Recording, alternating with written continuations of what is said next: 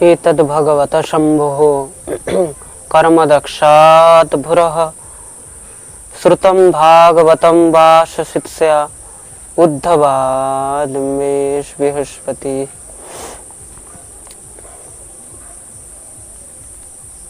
শ্রী সুখদেব প্রভু বলছেন শিবের চরিত্র কি? শিব চরিত্র হলো মানেই স্বয়ং ভাগবত, ভাগবতের চরিত্র। শিবকে শিব হলেন পরম ভাগবত, শিবকে শিব হলেন পরম ভাগবত। সংসারের মধ্যে যাদেরকে পরম ভাগবত বলা হয়েছে, যারা নিজেই ভাগবত স্বরূপ, তারা হলেন 12 জন। মোট কয়জন? জোরে বলো। 12 জন। দ্বাদশ ভাগবত বলা হয়েছে। খুব মন দিয়ে শুনবে কিন্তু। দ্বাদশ ভাগবতের এই সংসারের মধ্যে সবথেকে প্রিয় আর তারাই হলেন ভক্ত শ্রেষ্ঠ। স্বয়ম্ভূর নারদ শম্ভু কুমার কপিল মনু প্রহ্লাদ জনক ভীষ্ম বলির্বৈয়াসকে বয়ম। এই 12 জন হলেন দ্বাদশ ভাগবত। স্বয়ম্ভু ব্রহ্মা, নারদ নারদ, শম্ভু, শম্ভু মানে দেবাদিদেব মহাদেব। বলি শিব শঙ্কর ভগবান কি। মহাদেবের থেকে বড় বৈষ্ণব, মহাদেবের থেকে বড় হরিভক্ত আর কেউ নেই। তার জন্য স্পষ্ট রূপে বলে দিয়েছে শ্রীমদ্ ভাগবতের মধ্যে একদম ক্লিয়ার কাট, বৈষ্ণবানাম যথা শম্ভু। একমাত্র পরম বৈষ্ণব হলেন দেবাদিদেব মহাদেব। কেন? কেন? বৈষ্ণবের লক্ষণ কি? একটি বৈষ্ণবের যা লক্ষণ থাকা উচিত সেই সব লক্ষণ দেবাদিদেব মহাদেবের মধ্যে রয়েছে। খুব মন দিয়ে শুনবেন কিন্তু। তো মহাদেবের মধ্যে কি কি লক্ষণ আছে? কি কি লক্ষণ আছে? মহাদেবের শ্বশুর মশাই মহাদেবের সব লক্ষণগুলো বলছিল। আমরা শুনলাম না যে গালাগালি করছিল মহাদেবের শ্বশুর মশাই, আর মহাদেবকে যা পারছে তাই বলছিল। তো মহাদেবের লক্ষণ শ্বশুর মশাইয়ের দৃষ্টিতে কি? শ্বশুর মশাই কি দেখছে মহাদেবের লক্ষণ? লুপ্ত প্রিয়ায় ভিন্ন সে তবে আচ্ছন্নম তবে বাল প্রশুদ্রায় বসস্তি ধীরম প্রেতাভাসেষু ঘোরেষু প্রেতির্ভূতে গণে ভৃত হঠাৎ অনুমত্ত বিত্রতে হৃদম চিতাভস্মরোষান প্রেতসং অস্থিভূষণঃ শিবাপতেশ। পাহাড়ে থাকে, জঙ্গলে থাকে, গুহার মধ্যে থাকে, লুপ্ত ক্রিয়ায় এসেছে। আচার নেই, বিচার নেই, মানিনে ভিন্ন সে তবে। না মান আছে না অভিমান আছে। শ্বশুর মশাই বলছে প্রেতাবাসেষু ঘোরেষু, প্রেত ভূত তাদের সঙ্গে নিবাস করেন। প্রেত ভূত গণের নৃপঃ, যার সমস্ত সব চালা চাপাটাকে ভূত আর কে প্রেত, যোগিনী, পিশাচিনী, ডাকিনী। আর থাকে কিভাবে? চিতাভস্ম কৃত সার, চিতাভস্ম নিয়ে। মানুষ মরে যায় যে চিতার ছাই হয়, সেই চিতার ছাইকে নিয়ে স্নান করে। এই হলো শ্বশুর মশাইয়ের হিসাবে মহাদেবের লক্ষণ। কিন্তু শাস্ত্রের মধ্যে মহাদেবকে পরম বৈষ্ণব বলা হয়েছে। কেন? বৈষ্ণবতার যত লক্ষণ রয়েছে সেই সব তার মধ্যে রয়েছে। তো শাস্ত্রজ্ঞ ব্যক্তিরা কি দেখছেন? হস্তে ক্ষমালা হৃদিতি কৃষ্ণ তত্ত্বম জিহ্বাগ্রভাগে পরে কৃষ্ণ মন্ত্রম ইয়ে নমস্তকে কেশব পাদ তীর্থম শিবম মহাভাগবতম নমামি। হস্তে অক্ষমালা। শ্বশুর মশাই এটা দেখতে পাচ্ছেন না যে হাতের মধ্যে রুদ্রাক্ষের গলার মধ্যে হারের মালা আছে, ওইটা দেখতে পাচ্ছে, হাত হাতে মালা।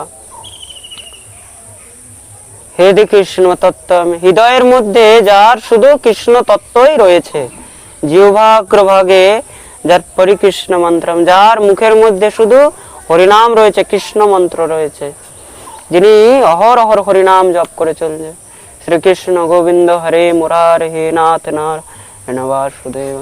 শ্বশুর মশাই এটা দেখতে পাচ্ছে না, হাতে রুদ্রাক্ষের মালা রয়েছে, যে সে জপ করছে শ্রীকৃষ্ণ হে গোবিন্দ হে শ্রীকৃষ্ণ শরণম মম, শ্রীকৃষ্ণ শরণম মম, শ্রীকৃষ্ণ শরণম মম, এটা শ্বশুর মশাই দেখতে পাচ্ছে না। হৃদয়ের মধ্যে সবসময় কৃষ্ণ চিন্তন রয়েছে, সেটা দেখতে পাচ্ছে না।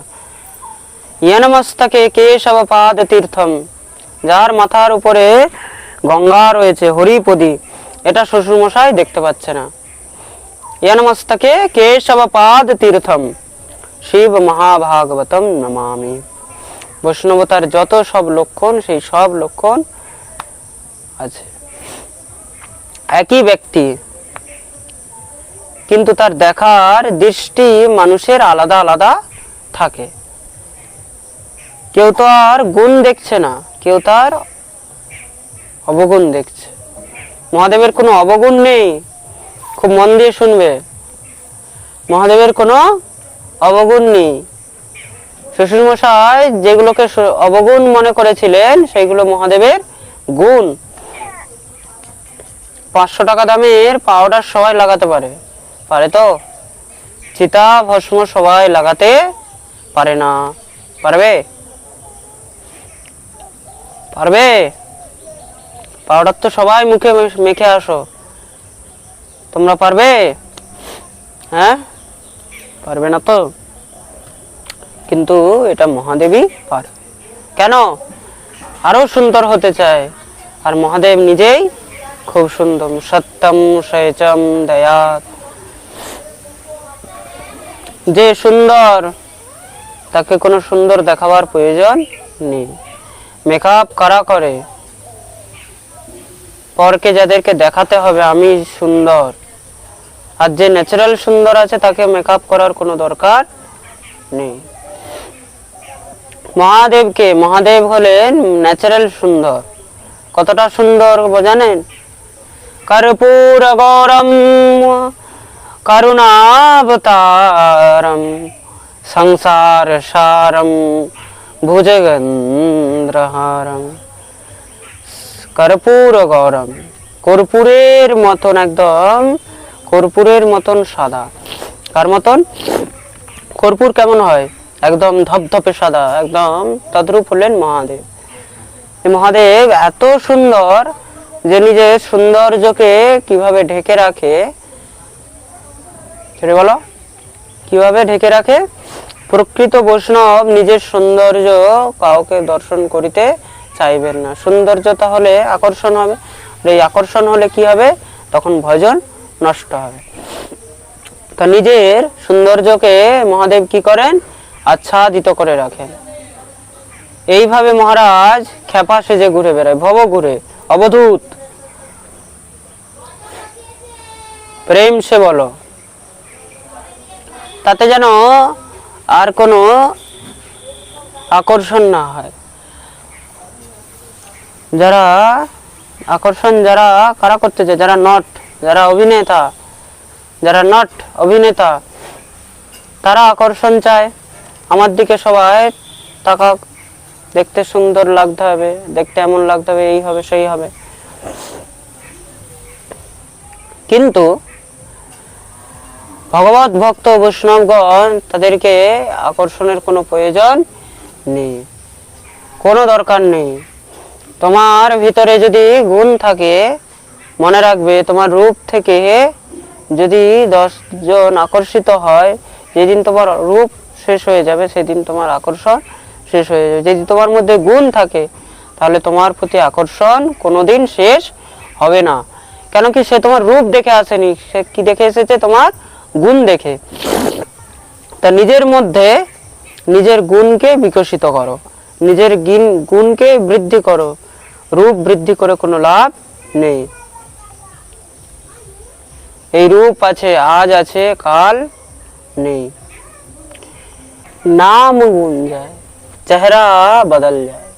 এই নামও একদিন থাকবে না, এই রূপও একদিন থাকবে না। মেরি আওয়াজ মেরি পেহচান। কার গান ছিল যেন? লতা মঙ্গেশকরের, লতাজি, সুম সম্রাজ্ঞী, ভারতের সর্বকপিলা। আজকে তিনি আমাদের মধ্যে নেই, কিন্তু তবুও তো আমরা তাকে চিনি। তার আকর্ষণ কি কম হয়েছে আজও? বলো। আজকে বড় থেকে বাচ্চা নিয়ে দুনিয়ার দেশ বিদেশ, তাকে গোটা পৃথিবী চেনে। ভগবান জানি কে লিখেছিল, আমি তো গীতকারের নাম জানি না। এক একটি লাইন কিন্তু খুব মার্মিক লিখেছে। কিচ্ছু থাকবে না, আপনার গুণ একদিন থেকে যাবে। আপনার গুণ সবসময় মানুষ মনে রাখবে। জীবনে এমন কাজ, এমন কর্ম করে রাখবে, যেমন তাতে যেমন আপনার রূপ দেখে নয়, গুণ দেখে আপনার কাছে দৌড়ে আসে। প্রেম সে বলো। তো মহাদেবকে, মহাদেব হলেন স্বয়ং সুন্দর, সত্যম শিবম সুন্দরম। মহাদেবকে সুন্দর সাজার প্রয়োজন নেই। পরম বৈষ্ণব, পরম ভাগবত, বৈষ্ণবানাং যথা সম্ভব। মহাদেবকে বলা হয় ভোলা। জোরে বলো, কি বলা হয়? ভোলা। বেচারা এত ভোলা, একবার অসুর মহাদেবের তপস্যা করেছে।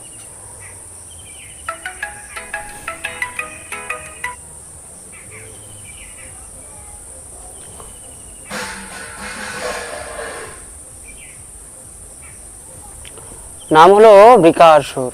নাম কি? বৃকাসুর। জিজ্ঞাসা করেছে এমন কোন দেবতা বলো যাতে সে কোনো তাড়াতাড়ি প্রসন্ন হয়ে যায়, যাই যাইব তাই যেন দিয়ে দেয়। বলে এমন তো একজনই আছে, ভোলা ভান্ডারী। ভোলা ভান্ডারীকে দেবাদিদেব মহাদেব, যাও তার তপস্যা করো। মহাদেবের তপস্যা করেছে, মহাদেব প্রসন্ন হয়েছে। বরমোহী বরমোহী, বর চাও, আমি তোমার উপরে খুব প্রসন্ন হয়েছি। বৃকাসুর বললেন ঠিক আছে মহারাজ, এমন বর দেন যেন আমার মৃত্যুই না হয়, আমার যেন মৃত্যু না হয়। মহাদেব বললেন সে তো সম্ভব নয়, তুমি অন্য কিছু চাইলে চেয়ে নাও। তাহলে আমি এমন বরদান দিন, আমি যেমন যার মাথায় হাত রাখবো সে যেমন জ্বলে ছাই হয়ে যায়। মহাদেব বললেন এটা সম্ভব, যাও তথাস্তু তাই হবে। যখনই বলেছেন তথাস্তু তাই হবে, এবার মহাদেবকে বলছেন প্রভু আপনি যে বরদান দিলেন তার গ্যারান্টি কি? আপনি যে বরদান দিলেন তার গ্যারান্টি কি? কি করে মানবো যে আপনি ঠিক বরদান দিয়েছেন? মহাদেব বললেন আমার কথার আবার গ্যারান্টি চাইছিস? বলছে আমাকে তো আগে টেস্ট করে দেখতে হবে, আপনার মাথায় হাত রেখে দেখবো। মহাদেব বললেন মাথা খারাপ হয়ে গেছে নাকি? বলে না, বরদান আপনি দিয়েছেন, আগে টেস্ট আপনার উপরেই করবো। মহাদেব বলছে পালা এদিকে। পালা নয়, আগে আপনার মাথায় হাত দিয়ে আমি দেখবো। আর আচ্ছা পাগল পেছনে পড়ে গেছে। মহাদেব পালাতে লেগেছে, সেও এবার পেছন পেছন দৌড়াতে লেগেছে। আরে মহাদেব দাঁড়ান দাঁড়ান। মহাদেব তো এবার ভয়ে ছুটছে। আচ্ছা বরদান দিলাম, আমারই মাথায় হাত রাখতে চলে আসছে। মহাদেব যেইখানেই যায় সে পেছনে পেছনে দৌড়াচ্ছে। মহাদেব মনে মনে ভগবানকে ডাকছে, ফেসে গেছি বাঁচাও। আচ্ছা এই দুনিয়ার মধ্যে যে যখনই ফাঁসে সে তখনই একজনের কথাই মনে পড়ে, সে হলো ওই ট্যারা। কার কথা মনে পড়ে? ওই ট্যারা। কেন? এই সংসার থেকে কোনো সোজা তোমাকে বের করতে পারবে না। এই সংসার থেকে একমাত্র সেই ট্যারাই তোমাকে বের করতে পারবে, সোজা কখনো বের করতে পারবে না। তো জীবনে তার জন্যই ট্যারার দরকার হয়েছে। আমাদের ঠাকুর কি? আমাদের ঠাকুর হলো ট্যারা, বাঁকা। নাম কি? এক চক্রায় গিয়েছিল না দর্শন করতে, বাঁকা রায়। কে ছিল? বাঁকা। বৃন্দাবনে বসে রয়েছে বাঁকে বিহারী। কি নাম? বাঁকা মানে ট্যারা। বলিয়ে বাঁকে বিহারী লাল কি।